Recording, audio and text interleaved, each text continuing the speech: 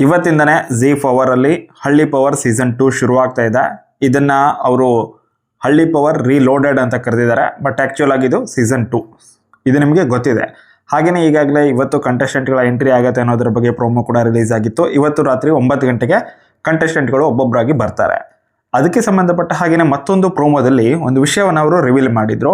ಅದೇನಪ್ಪ ಅಂತ ಹೇಳಿದ್ರೆ, ದರ್ಶಿನಿ ಗೌಡ ಮತ್ತು ಇನ್ನೊಬ್ಬರಿಗೆ ಜಗಳ ಆಗಿದೆ.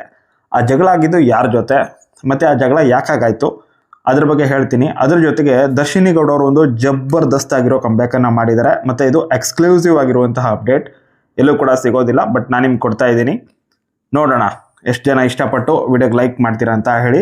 ಜಾಸ್ತಿ ಲೈಕ್ಗಳು ಬಂದರೆ ಇದೇ ರೀತಿ ರೆಗ್ಯುಲರ್ ಅಪ್ಡೇಟ್ ಇನ್ನು ಮುಂದೆ ಕೂಡ ಬರುತ್ತೆ. ಸೊ ಇವಾಗ ನೇರವಾಗಿ ವಿಷಯಕ್ಕೆ ಬರೋಣ. ಇವಾಗ ಕಂಟೆಸ್ಟೆಂಟ್ಗಳ ಎಂಟ್ರಿ ಆಗುವಾಗ ಕೆಲವೊಂದಿಷ್ಟು ಕಂಟೆಸ್ಟೆಂಟ್ಗಳು ಬಂದು ಕೂತ್ಕೊಂಡಿರ್ತಾರೆ, ಅಂದರೆ ಸೆಲೆಕ್ಟ್ ಆಗಿರ್ತಾರೆ ಮತ್ತು ಕೂತ್ಕೊಂಡಿರ್ತಾರೆ. ಅದಾದ ನಂತರ ಎಂಟ್ರಿ ಆಗುತ್ತೆ ದರ್ಶಿನಿ ಗೌಡ ಅವ್ರದ್ದು. ಇವರು ಘಾಟಿ ಗಾನವಿ ಅವರು ಇದ್ದಾರಲ್ವಾ, ಸೀಸನ್ 1 ರನ್ನರ್ ಅಪ್ ಆದವರು. ಸೊ ಅವರ ಸಿಸ್ಟರ್ ಆಗಿದ್ದಾರೆ.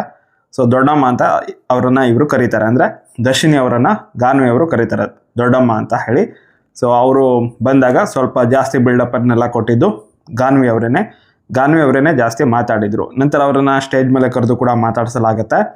ಆ ಸಮಯದಲ್ಲಿ ಈಗಾಗಲೇ ಸೆಲೆಕ್ಟ್ ಆಗಿದ್ದಂತಹ ಕಂಟೆಸ್ಟೆಂಟ್ಗಳು ಮತ್ತು ದರ್ಶಿನಿ ಅವರ ನಡುವೆ ಕೆಲವೊಂದಿಷ್ಟು ಮಾತುಕತೆ ಆಗ್ತಾ ಇರುತ್ತೆ, ಮಾತಿಗೆ ಮಾತು ಬೆಳೀತಾ ಹೋಗ್ತಾ ಇರುತ್ತೆ.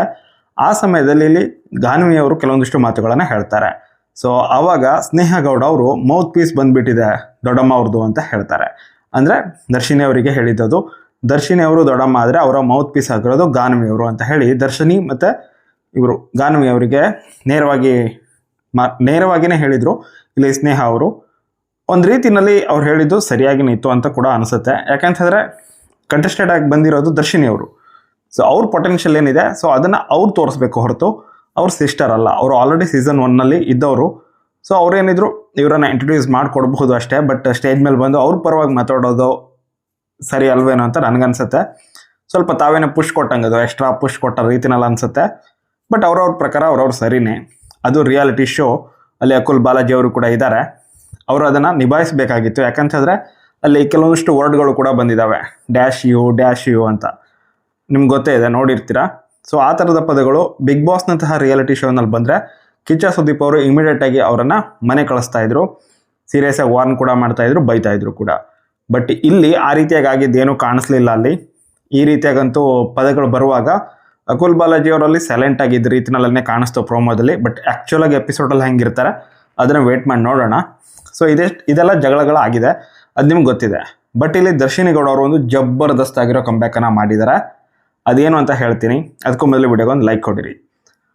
ಇವಾಗ ಹಳ್ಳಿ ಪವರ್ನ ಕಂಟೆಸ್ಟೆಂಟ್ಗಳ ಆಯ್ಕೆ ಎಲ್ಲ ಆಗುತ್ತೆ. ಹಾಗೆಯೇ ಹಳ್ಳಿಯ ಕಾನ್ಸೆಪ್ಟ್ ಎಲ್ಲ ಶುರು ಆಗುತ್ತೆ. ಆವಾಗ ಒಂದು ಟಾಸ್ಕ್ ಕೊಡ್ತಾರೆ, ಸಖತ್ ಪಾಪ್ಯುಲರ್ ಆದಂತಹ ಟಾಸ್ಕ್ ಅದು. ಈ ಹಿಂದೆ ಕೂಡ ಬಂದಿದೆ ಆ ಟಾಸ್ಕು. ಹಾಗೆಯೇ ಪ್ಯಾಟೆ ಹುಡುಗಿರ ಹಳ್ಳಿ ಲೈಫು, ಅದರಲ್ಲೂ ಕೂಡ ಈ ಟಾಸ್ಕ್ ಇತ್ತು. ಅದೇನೇ ಕೋಳಿ ಹಿಡಿಯುವಂತಹ ಟಾಸ್ಕ್. ಬಟ್ ಇದರಲ್ಲಿ ಒಂದು ಟ್ವಿಸ್ಟ್ ಏನಪ್ಪ ಅಂತ ಹೇಳಿದ್ರೆ, ಒಬ್ಬರ ವಿರುದ್ಧವಾಗಿ ಒಬ್ಬರು ಆಡಬೇಕು. 2 ಕಂಟೆಸ್ಟೆಂಟ್ಗಳು ಇರ್ತಾರೆ. ಆವಾಗ ದರ್ಶಿನಿ ಗೌಡ ಅವರ ವಿರುದ್ಧ ಇನ್ನೊಂದು ಕಂಟೆಸ್ಟೆಂಟ್ ಇರ್ತಾರೆ. ಅವರು ಸ್ನೇಹ ಗೌಡ ಅವರು ಅಂತಲೇ ಕಾಣಿಸ್ತಾ ಇದೆ. ಅಥವಾ ಅವ್ರ ವಿರುದ್ಧವಾಗಿ ಅಲ್ಲಿ ಕೂತು ಯಾರೆಲ್ಲ ಮಾತಾಡಿದ್ರೋ ಅವರಲ್ಲಿ ಒಬ್ಬರಾಗಿರ್ತಾರೆ. ಸೊ ಕೋಳಿ ಹಿಡಿದು ಯಾರು ಜಾಸ್ತಿ ಕೋಳಿ ಹಿಡಿತಾರೋ ಅವ್ರು ವಿನ್ನು. ಅವ್ರ ಒಪೊನೆಂಟ್ ಕಮ್ಮಿ ಹಿಡಿದಿರ್ತಾರಲ್ಲೋ ಅವ್ರಿಗೊಂದು ಪನಿಷ್ಮೆಂಟ್. ಏನಪ್ಪ ಅಂತಂದರೆ, ಜಾಸ್ತಿ ಕೋಳಿ ಹಿಡಿದಿರೋರು ಒಂದು ಮೊಟ್ಟೆನ ಒಪೊನೆಂಟ್ ತಲೆ ಮೇಲೆ ಹೊಡಿಬೇಕು. ಸೊ ಇದರಲ್ಲಿ ದರ್ಶಿನಿ ಗೌಡ ಅವ್ರು ವಿನ್ ಆಗಿದ್ದಾರೆ. ಜಬರ್ದಸ್ತ್ ಕಂಬ್ಯಾಕ್ ಮಾಡಿದ್ದಾರೆ. ಕೇವಲ ಮಾತಲ್ಲಿ ಅಷ್ಟೇ ಅಲ್ಲ, ಟಾಸ್ಕಲ್ಲೂ ಕೂಡ ತಾನು ಆಡಿ ತೋರಿಸ್ತೀನಿ ಅನ್ನೋದನ್ನು ಪ್ರೂವ್ ಮಾಡ್ಕೊಂಡಿದ್ದಾರೆ. ಮತ್ತು ಇಲ್ಲಿ ಮೊಟ್ಟೆಯನ್ನು ಕೂಡ ಅವ್ರ ತಲೆ ಮೇಲೆ ಹೊಡ್ತಿದ್ದಾರೆ. ಸೊ ಒಳ್ಳೆ ಕಂಬ್ಯಾಕ್ ಮಾಡಿದ್ದಾರೆ ದರ್ಶಿನಿ ಅವರು. ಒಳ್ಳೆ ಕಂಟೆಸ್ಟೆಂಟ್ ಆಗ್ತಾರೆ.